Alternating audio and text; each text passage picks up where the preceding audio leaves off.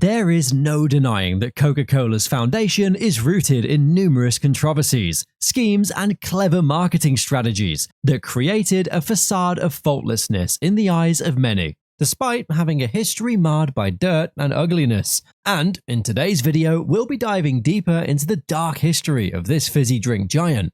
If you haven't already seen our previous video about Coca-Cola's controversial origin, then make sure you check it out.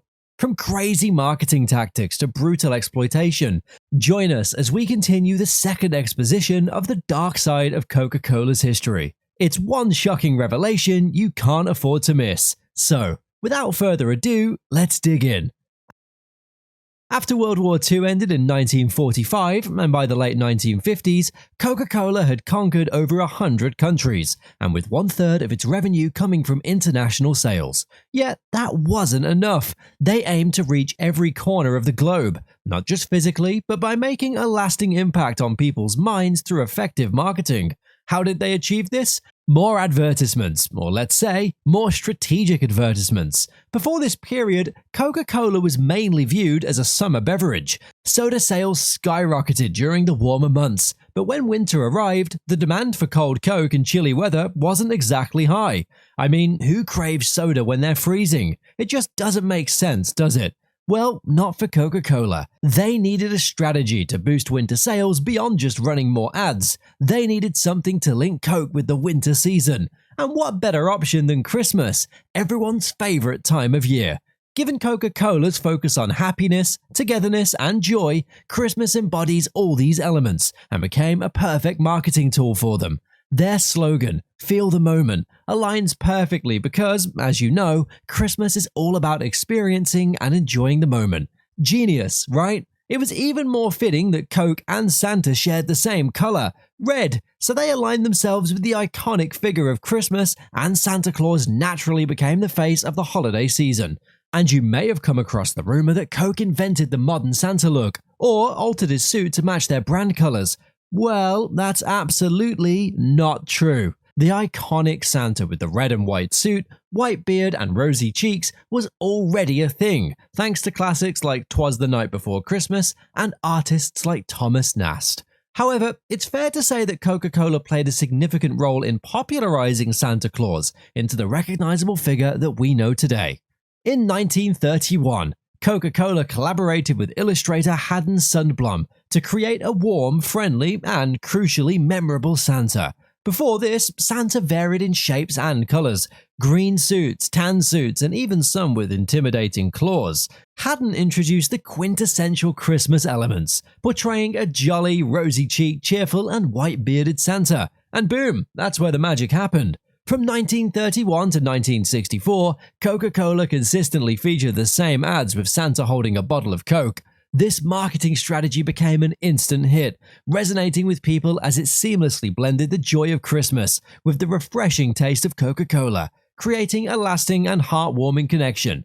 As you've likely guessed, they didn't just stop there. Coca-Cola pondered, what else is a common theme during the winter and Christmas season? Polar bears. Just as they did with Santa, polar bears holding or drinking Coke became the company's mascot. Then they introduced the all-time classic red Coke trucks, adorned with Christmas lights, and these ads not only generated massive sales for Coca-Cola, but also successfully achieved another goal: targeting children. You might assume that after achieving so much success with their ads featuring Santa Claus and polar bears, Coca-Cola would take a pause. Nah, not Coca-Cola. They're more like Oliver Twist, always hungry for more. Coca-Cola recognized that kids adore Santa, and establishing a strong connection between the product and the joyful feelings of Christmas was all it took to hook a child. Putting things into perspective, a study revealed that if you can get a child to drink Coke at a young age, they're much more likely to become a consumer for life, a concept known as classical conditioning. Coca-Cola was well aware of this fact and strategically capitalized on it. They began placing the Coca-Cola logo on children's toys and anything a child would typically desire, such as Barbie dolls, planes, toy cars, board games, and delivery trucks. They even took it to schools by introducing Coca-Cola vending machines. Coca-Cola also secured exclusive contracts with elementary and high schools by annually paying them around $3,000 and $15,000 respectively. This ensured the company had control over the beverage options available in schools, aligning with Coca-Cola's cradle-to-grave strategy. The idea behind this strategy was simple. It's easier to sell a product to a child than to an adult, so they ensured their product was deeply ingrained into the minds and subconscious of the little ones. Some contracts with schools let them earn extra cash by promoting more Coca-Cola among students. This wasn't even up for debate, as many schools needed extra funds and were willing to sell only Coke in their schools, or, let's put it quite frankly, force unhealthy, sugary, fizzy drinks down the throats of young children almost every single day. While Coke was selling their sweet and overly caffeinated drinks to children, who, of course, loved them, one thing they didn't reveal was the health dangers they were causing. Back in the 80s, a significant controversy emerged for Coca-Cola and its main competitor, Pepsi. Growing concerns about fizzy drinks, including Coke causing tooth decay, escalated with accumulating data. Subsequently, health issues like obesity and diabetes have become closely linked to the consumption of these beverages. A study of children found that even one sugary soft drink a day can increase their chances of being overweight by 60%. Another study showed that if young children are exposed to a sugary overload early on, they might likely end up hooked on it for life. Not exactly the image you'd expect from a brand built on wholesomeness, right? But guess what? Coca-Cola has escalated the situation by introducing larger portions and increasing caffeine levels in their drink while claiming it enhances the taste. Blind taste tests surprisingly show that people can't distinguish between Coke with caffeine and the caffeine-free version. They basically taste the same. Tell me, isn't that something that raises an eyebrow? However, here's where things get even messier. Instead of admitting to its shortcomings and trying to right its wrongs, Coca-Cola has been shelling out serious cash fund studies that deny the connection between Coke and the health issues they've been linked to. They've even pushed the blame on too much screen time, lack of exercise, and sleep. The company further shields the brand's name by spending billions in sponsoring athletes and major sport events, just to create this illusion that Coke and peak athletic performance go hand in hand. But that's just a big fat lie. Now, the World Health Organization also says that for optimal health, one is not advised to have more than 6 teaspoons of sugar. And guess what? Coke contains a whopping 35 grams of sugar, which is about 10 teaspoons of sugar in just one can. How diabetic can that get? Here's where it gets even more interesting, or should I say, terrifying. According to Dr. Niraj Naik, a British pharmacist, the way Coca-Cola stimulates the brain is similar to the effects of heroin, especially for Coca-Cola addicts. Let's consider the case of Natasha Harris, a 30-year-old woman from New Zealand who died from a heart attack in 2010 after consuming nearly 2 gallons of Coca-Cola daily. Post-mortem revealed an enlarged fatty liver due to excessive sugar intake from Coke. Described as an addiction by her family, it led to decayed teeth, and one of her children was born with poor enamel. Harris's husband even noted withdrawal symptoms if she missed a day without drinking Coke.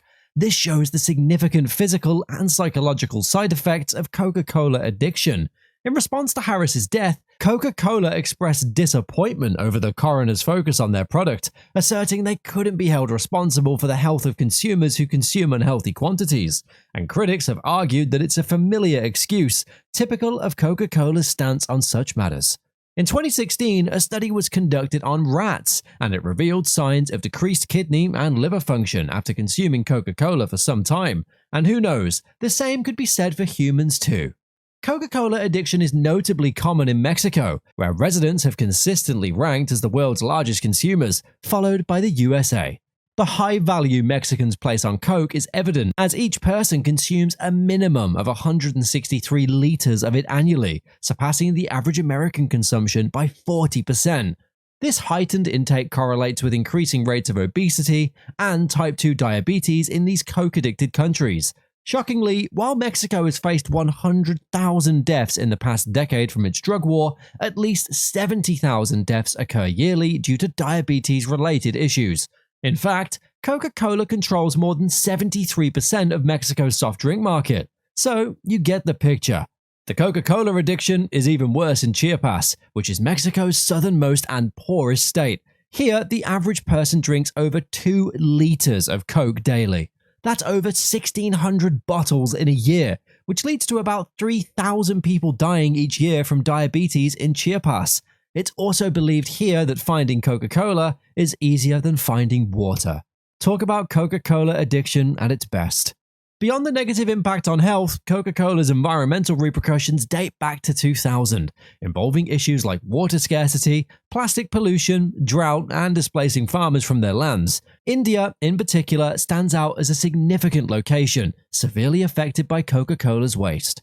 In 2000, Coca-Cola launched a bottling plant in the village of Caldera, which was initially seen as something positive for the local economy. However, it soon became evident that the company brought more harm than good. The water supply depleted rapidly, groundwater levels dried up, toxic waste spread, and farmers could no longer tend to their crops. The community nearly deserted the area until the factory was finally shut down in 2004. Till today, the residents of this community continue to face the consequences of Coca-Cola's actions. To make matters worse, instead of properly disposing of the toxic waste, Coca-Cola handed it over to villagers to use as fertilizer. Unfortunately, tests revealed that the sludge contained alarming levels of toxic metals such as lead and cadmium. Despite being fined $30 million damage fees, sources indicate that Coca-Cola has yet to pay anything for the harm inflicted on the village. Tragically, similar situations unfolded on other Indian states like Tamil Nadu and Madhya Pradesh. Presently, Coca-Cola stands as the world's largest producer of toxic land and ocean waste. So, if you're still sipping on Coca-Cola, it's essential to be aware of the darker aspect of this fizzy drink giant. Knowing these realities empowers you to make informed decisions about your Coca-Cola intake and fizzy drinks in general. Now, tell us, what other dark sides of Coca-Cola's history do you know? Kindly share them in the comment section below. Don't forget to like, share, and subscribe to Foodipedia for more interesting and eye-opening content like this. Until our next encounter, click on the video showing on your screen right now to see how the American food pyramid works. Trust me, it's one revelation you don't want to miss.